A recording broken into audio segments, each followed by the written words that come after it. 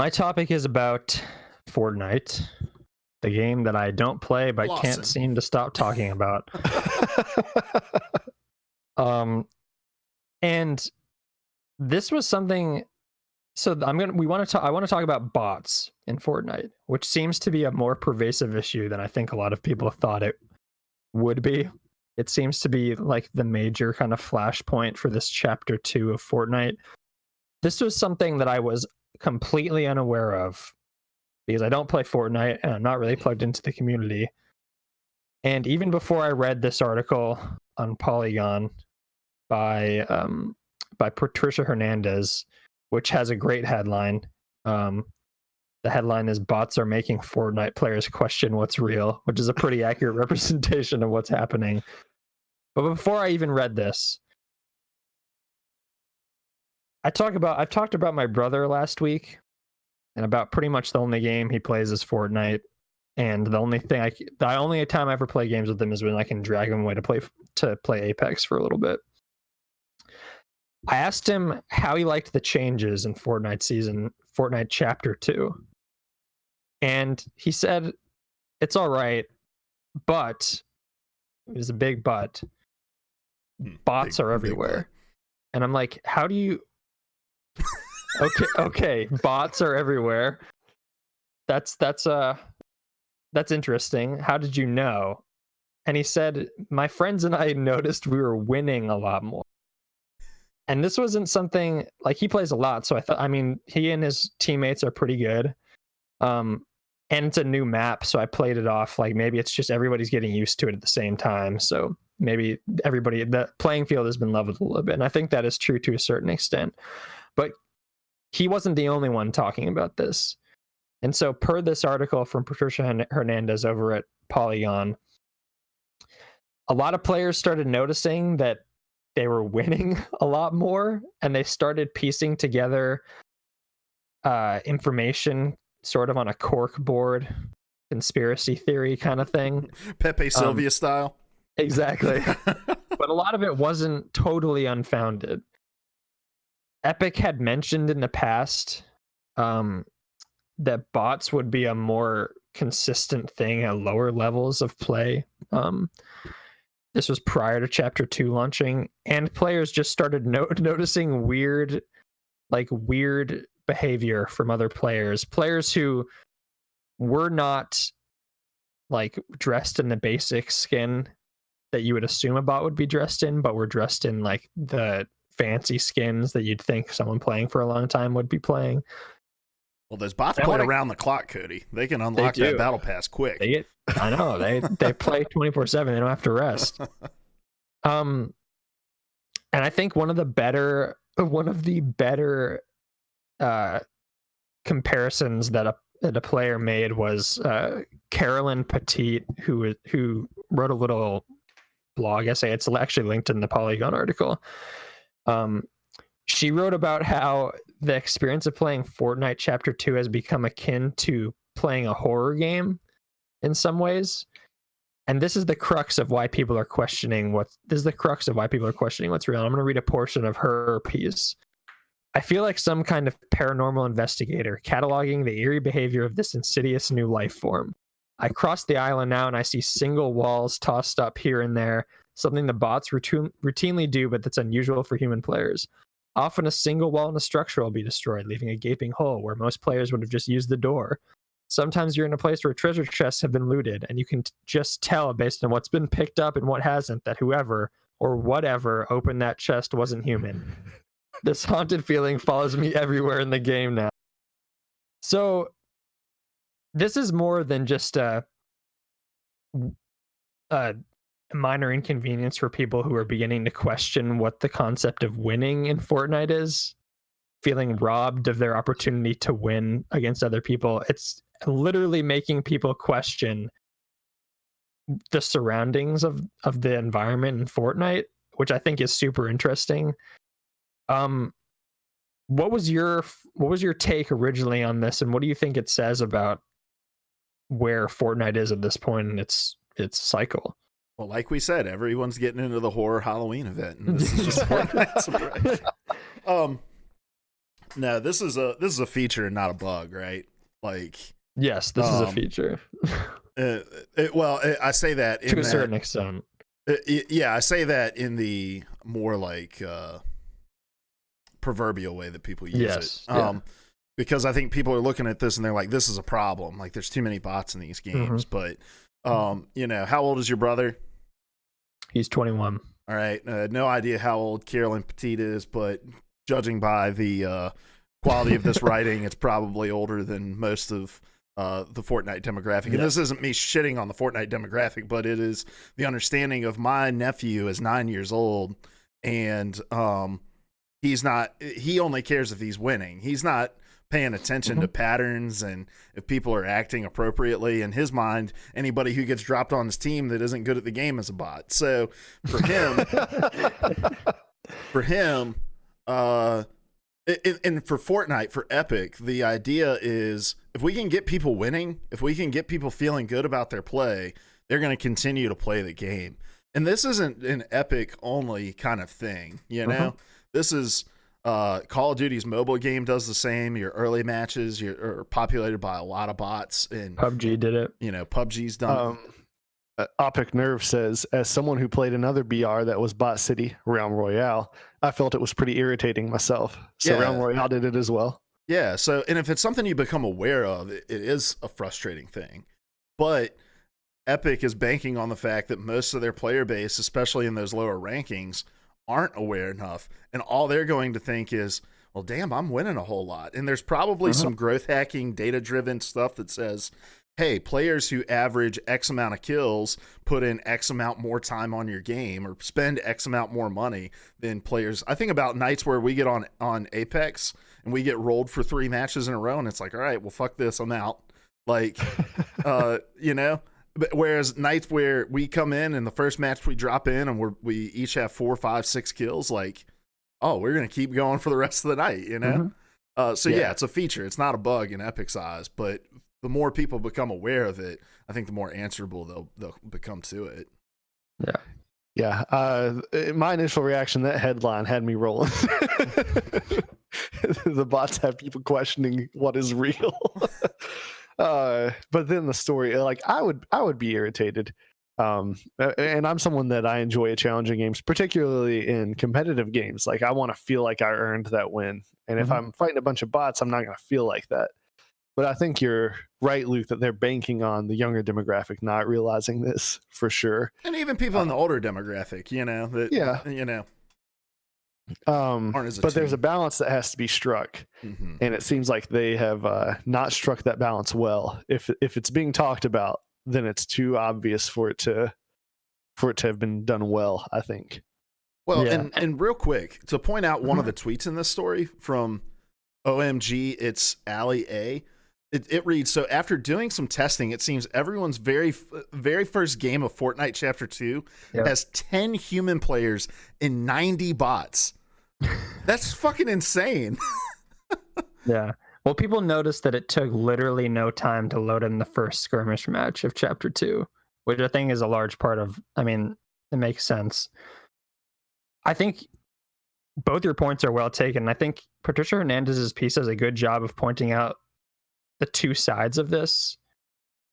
There are a lot of people who are tired of getting stomped in Fortnite because the skill gap is so wide at this point. And so I think, like you said, Luke, if you can get a chance to feel like you've actually accomplished something in a battle royale, when the reality of the game mode is that your chances of winning are not very high, I think it does feel good, and it feels empowering in a game mode that often doesn't feel that way for people on the lower end of the skill spectrum.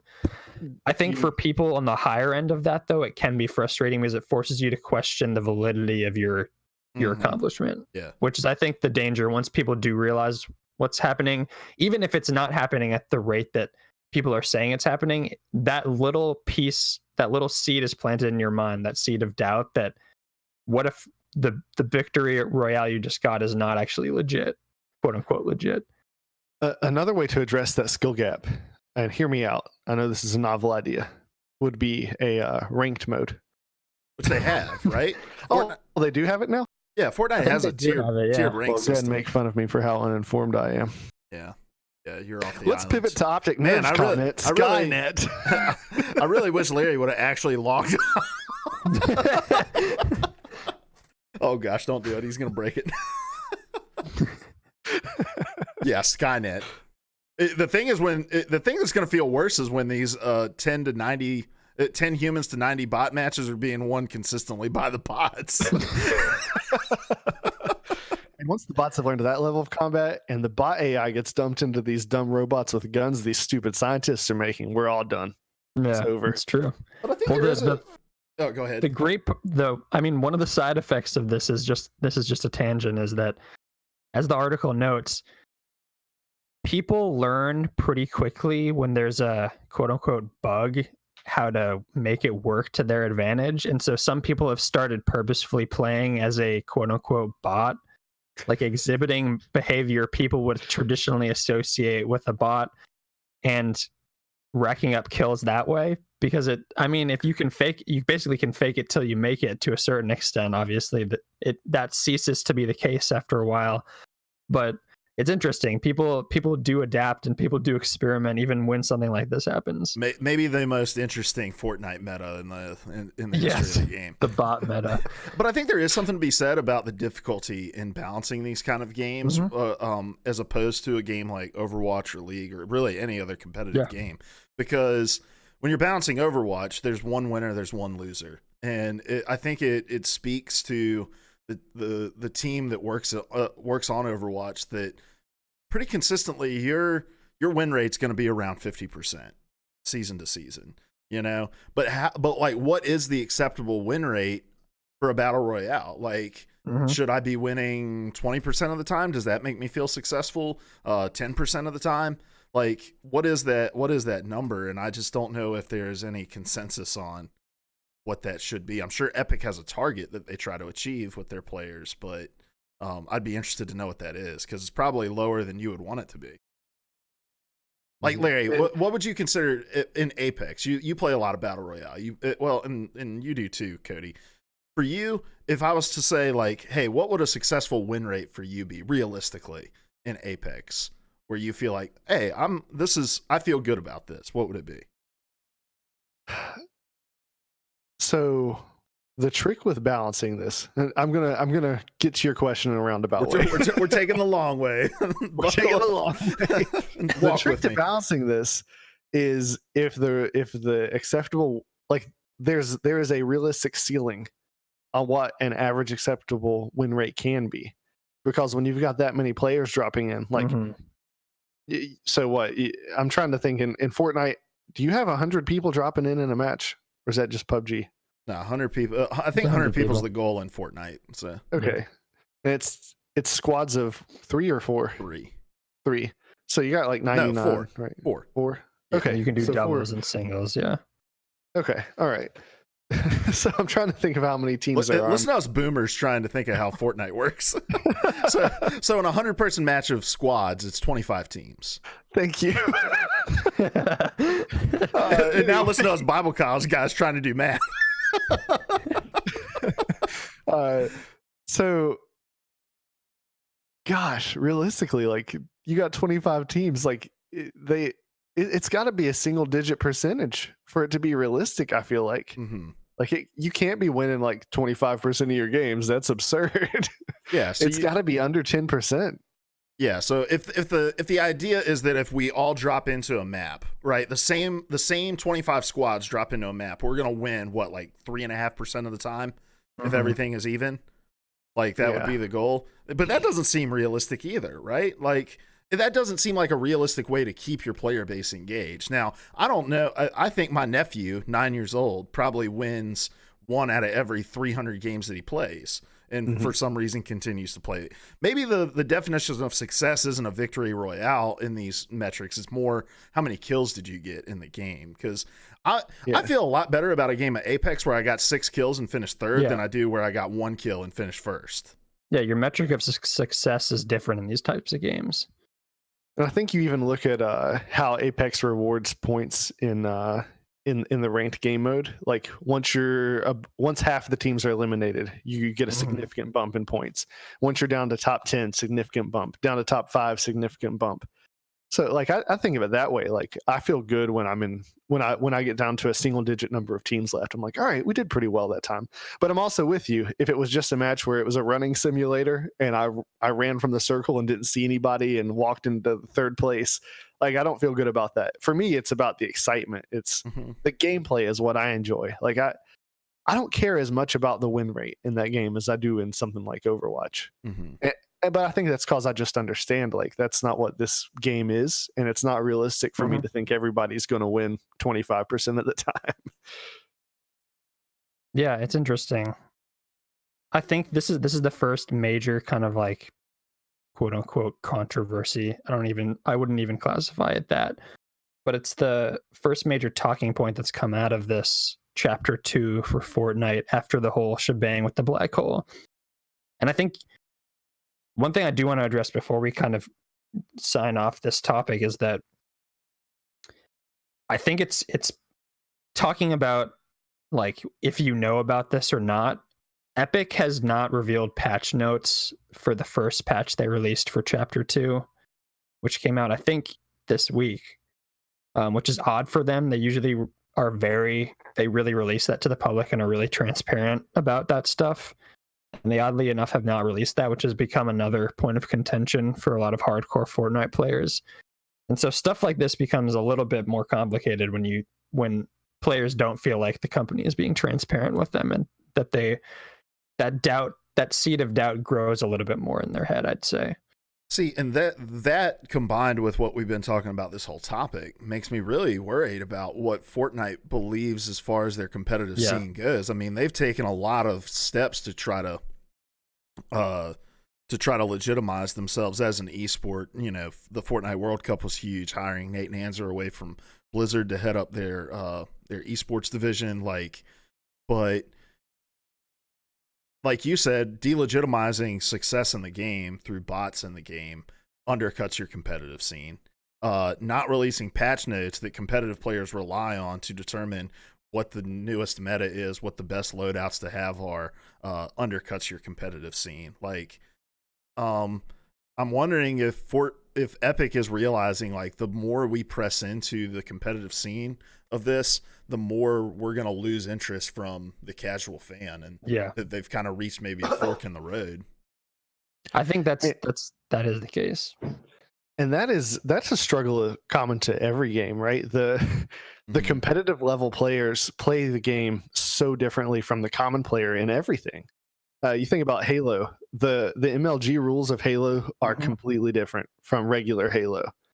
And I could dominate people in regular Halo and get rolled in MLG style gameplay. Thinking about Overwatch, and the common player tries to roll the same comps as competitive players, but they just don't have the coordination, the mechanical skill to pull them off in the same way. So that's a common struggle.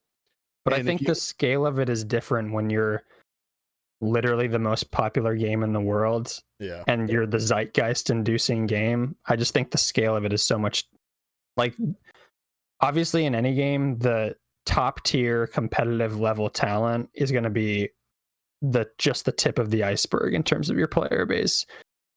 But when that player base is the size of fucking Mount Everest, you do risk like that fork in the road between pursuing competitive play and still including your casual, quote unquote casual, as much as a casual Fortnite player is. That player base becomes a lot like broader of a fork in the road, I think. So it's going to be an interesting challenge for them moving forward. Yeah. I think we can probably all agree that they didn't quite nail it this time. No. Well, and this isn't it. I mean, right before they reset the world, they had a big controversy with the mechs, and the reason the mechs were in the game was for the same exact reason the bots are, because the mechs evened some competitive playing field where it allowed lower level players to feel like they were being successful in the game, when in reality they were just taking advantage of an overpowered mechanic. Yeah. But there is something to be said about struggle in keeping parity between the competitive product and the casual product. I mean, Overwatch has walked that line with the Overwatch League, I think, pretty finely. In that role lock was something that they introduced mostly for the casual, like, but in order to keep the product similar, they added it as well into the professional scene. And so, and I'm sure there's other examples of that in esports, but that's just what I'm most familiar with. I think that Fortnite's just going to have to figure out what does it look like for us to create a game that is competitive but doesn't look totally different than what people are experiencing when they sit down at their console at home.